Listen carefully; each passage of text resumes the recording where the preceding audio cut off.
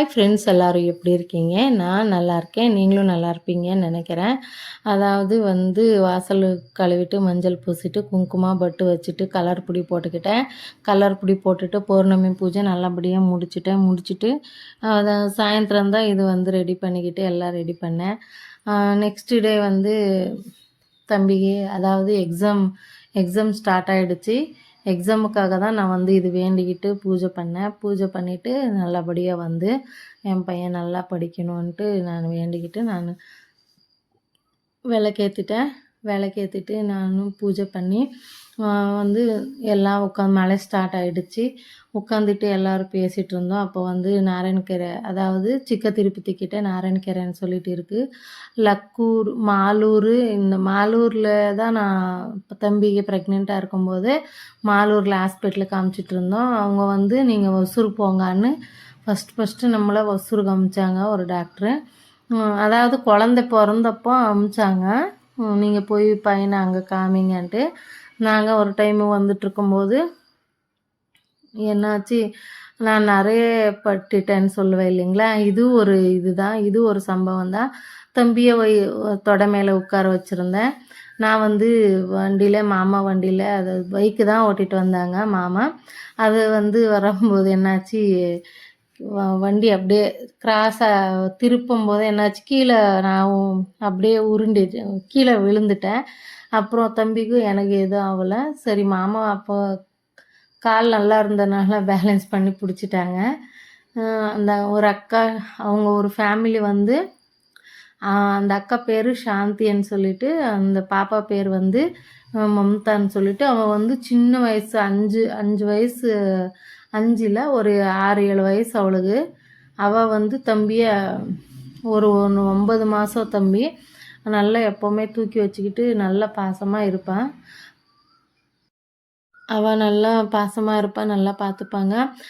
ஒரு டைமு மழை வந்துட்டு என்னாச்சு, எனக்கு அதாவது எப்படி சொல்கிறது, மழை வரும்போது தம்பி மின்னல் இதுக்கெல்லாம் பயந்துக்குவான். அதுக்கு முன்னாடியே நான் ப்ரெக்னென்ட் டைமில் இந்த மழை வரும்போது ஷீட்டு ஆனைக்கல், அதாவது ஆலாக்கல் இது சொல்லுவாங்க இல்லையா, மழை கட்டி விழும்போது அனல் அடிக்கும்போது, மின்னல் அடிக்கும்போது எல்லாம் ப்ரெக்னெண்ட்டாக இருக்கும்போது அந்த அக்கா கூப்பிட்டுட்டு போவாங்க. எனக்கு எப்படின்னா, அந்த நாராயணக்கரையில் ரொம்ப நாங்கள் ப்ரெக்னென்ட் இருக்கும்போது அப்பாவுக்கு அந்த டைம்லேயே உடம்பு சரியில்லை. அம்மா அப்போல்லாம் வர முடியாது. ஏன்னா அம்மா தாவணகிரியில் ஹாஸ்பிட்டலில் போட்டுக்கிட்டு அம்மா 3 மாதம் இருந்தாங்க. அப்போது அம்மாவுக்கு அது எங்கேருந்தா தான் வந்துச்சு, அந்த டேலண்ட்டு தெரியல. அம்மா ஹாஸ்பிட்டலில் வச்சுக்கிட்டு டாடியை அவங்க பார்த்துக்கிட்டு அவங்க அங்கே தான் இருந்தாங்க. நானும் மாமா அதை நல்லா பார்த்துக்கிட்டாங்க. அந்த ஒரு ஃபேமிலி, அந்த அக்கா இப்போ எப்படி இருக்காங்க, என்ன ஏதுன்னு கூட தெரியல. நானும் போகணும், பார்க்கணுன்னு நினைக்கிறேன். அவங்கள இந்த டைமில் நினச்சி பார்க்குறேன்னா, அவங்க வீட்டில் நான் ஒரு வாய் சோறு சாப்பிட்ருப்பேன். அவங்க எங்களை பார்த்துக்கிட்டாங்க. என்னோடய பையனை பார்த்துக்கிட்டாங்க. என்னோடய பையனை கீழவே விட மாட்டாங்க. அந்த பொண்ணு 5, 6 வயசில் எவ்வளோ வேலை பார்த்துட்டு, அவங்க அம்மாவும் பார்த்துக்கிட்டு, எங்களையும் பார்த்துக்கிட்டு, என்னை எவ்வளோ பாசமாக ஆண்டி ஆண்டி ஆண்டி அப்படின்னு நான் வயசு கேட்கல. அவள் குள்ளமாக இருப்பாள். ஏன்னா நானே சொல்கிறேன். ஏன்னா அது வயசு கேட்டு நான் சொல்லியிருந்தா அது வேறு விஷயம். அப்போல்லாம் எனக்கு அவ்வளோ விவரம் இல்லை. சரி, தம்பியை அந்த குழந்தை பார்த்துக்கும்போது அது ஒரு ரொம்ப சந்தோஷமாக நல்லா இருந்துச்சு. நான் லைஃப்பில் அப்படி இப்படியெல்லாம் நான் கஷ்டப்படலை. என் பையனுக்காக நான் ரொம்ப கஷ்டப்பட்டுட்டேன். என்னோடய பையனை பெற்று எடுக்கிற வரைக்கும் எனக்கு ரொம்ப கஷ்டமாக இருந்துச்சு. எப்படி சொல்கிறதுன்னா, அது எனக்கு சொன்னால் நான் அழுந்துடுவேன். என் ஞாயிறு அங்கே அந்த ஊரில் மோல்டு வீடு இல்லை, இது ஷீட் வீட்டில் தான் நம்ம வாடகை இருந்தோம். ஆனால் எனக்கு என்னோடய பையனுக்கு நான் ப்ரெக்னெண்ட்டாக இருக்கும்போது ஒரு நாராயணக்கரையிலேருந்து எடுத்து சிக்க திருப்பதி வரைக்கும் 15 கிலோமீட்டர் நான் நடந்து வந்தேன். என்னோடய பையனுக்கு என்னோடய பையன் வயிற்றில் இருக்கும்போது அப்போ தான் இன்னும் ஒரு 4 மாதம் 5 மாதத்துக்குள்ளே தான் இருக்கும். என்னோடய பையனும் வயித்துல என் கூடவே நடந்தா. என்னோட அக்கா என் கூடவே நடந்தாங்க. இடி ஊரே நாங்கள் அந்த ஊர்லேருந்து தான் போனோம். போயிட்டு சிக்க திருப்பதிக்கு போயிட்டு நாங்கள் நடந்து போயிட்டு எல்லாம் பூஜை முடிச்சுட்டு ராமநவமி பண்டிகைக்கு நம்ம போனது நடந்து. அங்கே வந்து தேர் தேர் இழுப்பாங்க. ராமநவமி பண்டிகைக்கா இல்லை மறந்துடுச்சு, நான் மாமா கிட்ட கேட்டு சொல்கிறேன். தேர் சிக்க திருப்பதியில் எப்போ இழுக்கிறாங்களோ அப்போ தான். அது வந்து அந்த சைடு ஊருக்காரங்க யாரன்னா பார்த்தீங்கன்னா உங்களுக்கு தெரியும். ஆனால் ரொம்ப நான் வந்து வயிற்றுல குழந்த வச்சுக்கிட்டு அவ்வளோ தூரம் நான் நடந்து வந்தது எனக்கு ரொம்ப சந்தோஷமாக இருந்துச்சு. ரொம்ப நான் வந்து அது எனக்கு ஒரு கால் வலியும் சரி, எனக்கு ஒரு வாமிட்டும் சரி, எதுவுமே வரல. எனக்கு அந்த கடவுளே எங்களை கூப்பிட்டுக்கிட்டு வந்து எங்களை தரிசனம் பண்ண வச்சுட்டாங்க. என்னோட அக்கா நானும் எங்களுக்கு அந்த ஊரில் யாருமே தெரியாது. நாங்கள் மேரேஜ் பண்ணிக்கிட்டு தான் நாங்கள் ஒரு மாதத்துல போனோம். மேரேஜ் பண்ணிவிட்டு அங்கே இருந்தோம். அப்புறம் ஒரு 2-3 ஃபேமிலி எங்களுக்கு பழக்கமாயிடுச்சு. ரொம்ப நல்ல சந்தோஷமாக எங்களை பார்த்துக்கிட்டாங்க. எனக்கு ஒரு அக்கா எப்போவுமே தோசை ஊற்றி கொடுப்பாங்க. எனக்கு உண்மையை சொல்லணுன்னா அப்போ தோசை கூட ஊற்றி சாப்பிட தெரியாது. என்னோடய ஹஸ்பண்ட் எப்போவுமே மசாலா தோசை ஹோட்டலில் தான் வாங்கி கொடுப்பாங்க. அதே மாதிரி நான் ரவை இட்லி ஹோட்டல் பெங்களூரு ஸ்டைலு இட்லி சாம்பார் ரொம்ப விரும்பி சாப்பிடுவேன். ஆனால் இன்னொன்று நான் செஞ்சுருக்கேன். பலப்பா சாப்பிட்ற பழக்கம் இருந்துச்சு. அந்த பலப்பா சாப்பிட்ற பழக்கத்தினாலவே நான் இப்போ வந்து ரொம்ப சாப்பிட்டு முடிச்சிட்டேன். அப்போ தெரியல, ரொம்ப கஷ்டப்பட்டுட்டேன்.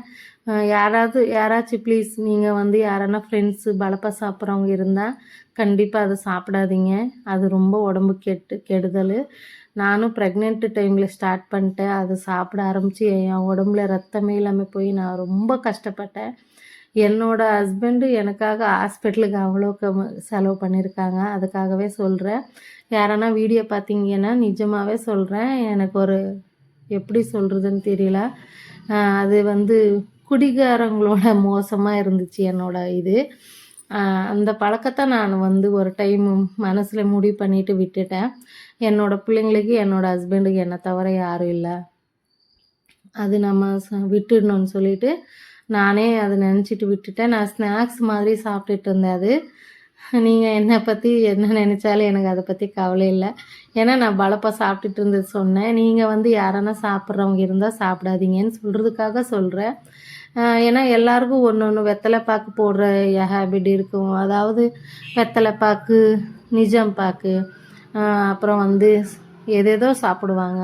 அதெல்லாம் சாப்பிட்டா உடம்புக்கு நல்லது தான். ஆனால் பலப்பா இந்த மாதிரி சாப்பிட்றவங்க யாரானா இருந்தால் கண்டிப்பாக விட்டுடுங்க. அது உடம்புக்கு நல்லதில்லை. இவ்வளோ தான் சொல்லுவேன். அப்புறம் நெக்ஸ்ட்டு வீடியோவில் நான் சொல்கிறேன் நாராயணிக்கரை ஸ்டோரி பற்றி. அவங்கெல்லாம் என்னை எப்படி பார்த்துக்கிட்டாங்க, அவங்க எப்படி நடந்துக்கிட்டாங்க, என்னை எப்படி என்னோட பையனை எப்படி பார்த்துக்கிட்டாங்கன்றதெல்லாம் உங்களுக்கு டீட்டெயிலாக அடுத்த வீடியோவில் சொல்கிறேன். அதாவது நான் எப்போவுமே கோலம் வந்து புள்ளி இல்லாமல் வைப்பேன். இப்போ ரீசெண்டாக போன ஒரு டைமும் புள்ளி வச்சு போடுறேன். எனக்கு புள்ளி வச்சு கோலம் போட்டோம்னா அதாவது எங்கள் அம்மா சிக்கல் வரும், புள்ளி போடக்கூடாது ஜாஸ்தி, புள்ளி கோலம் வச்சு போட்டோம்னா சிக்கல், வாழ்க்கை சிக்கல்னு சொல்லி ஏதோ சொல்லுவாங்க. ஆனால் வந்து நான் அப்படியே புள்ளி இல்லாமல் நிறைய கோலங்கள் கற்று வச்சுருக்கிறேன். நீங்கள் வந்து அதிகமாக யாராக இருந்தாலும் புள்ளி இல்லாமல் போடுறது ட்ரைனிங் பண்ணுங்கள், நல்லாயிருக்கும். வந்து எப்படி போடுறதுன்னு கொஞ்சம் பார்த்துக்கோங்க. தாமரை பூ கோலம் இதெல்லாம் வந்து நிறைய பேர் புள்ளி வச்சு கோலம் போடுறீங்க. அப்படியே வந்து உங்களால் முடிஞ்ச அளவுக்கு அப்படியே போடுங்க. அது வந்து வீட்டில் புள்ளி வச்சு கோலம் போட்டால் ஏதோ ஒரு கஷ்டம் வரும், அது அந்த மாதிரி சொல்லுவாங்க. கன்னடத்தில் சொல்லிட்டு இருந்தாங்க, தமிழ்லேயும் இருக்குது. அது எனக்கு அந்த அளவுக்கு சொல்ல தெரியல. பிடிச்சிருந்தா லைக் பண்ணுங்கள், ஷேர் பண்ணுங்கள், சப்ஸ்கிரைப் பண்ணி பாருங்கள். எனக்கு வந்து இது மட்டும் சொல்லுவேன், மறுபடியும் சொல்லிக்கிறேன். பலப்பை மட்டும் நிஜமாகவே யாருமே சாப்பிட்றவங்க இருந்தால் கண்டிப்பாக சாப்பிடாதீங்க, உடம்புக்கு நல்லது கிடையாது. ப்ரெக்னென்ட் டைமில் சாப்பிட தோணும். நீங்கள் வந்து இது நினைக்காம நிஜமாகவே கண்டிப்பாக விட்டுடுங்க. சின்ன பிள்ளைங்கெல்லாம் நிறைய பேர் சாப்பிடுவாங்க. யார் பார்த்தாலும் சரி, யார் இருந்தாலும் சரி. Thank you so much.